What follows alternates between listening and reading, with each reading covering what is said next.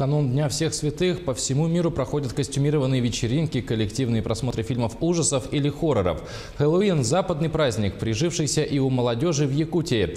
Накануне в столице его отметили бесплатным показом фильмов ужасов якутских. Первый фильм в этом жанре «Саилык» вышел еще в 1992 году.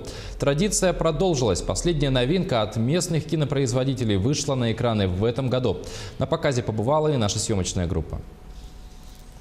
Праздник этот к нам пришел от древних кельтов. Они верили, что в ночь с 31 октября на 1 ноября открывается дверь между нашим миром и миром духов. И через нее умершие родственники могут прийти в гости. Однако через эту дверь могли проникнуть и злые духи. И чтобы их отпугнуть, древние кельты рядились в звериные шкуры. Костюм в стиле нечистой силы, тыква и фильмы ужасов. Пожалуй, главные атрибуты этого праздника.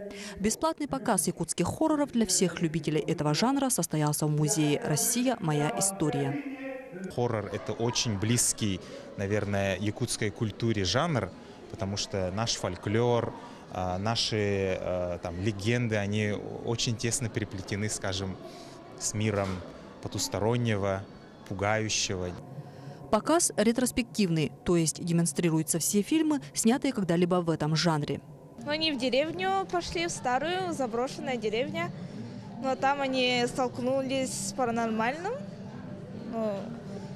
Но я его уже давно смотрела, вот еще раз захотелось. Запомнишься из детства, это «Сеттахсир», наверное, было. И «Себе Нахтир», вот хочу посмотреть я вот. Нравится, когда скримеры выскакивают, какие-то первобытные эмоции.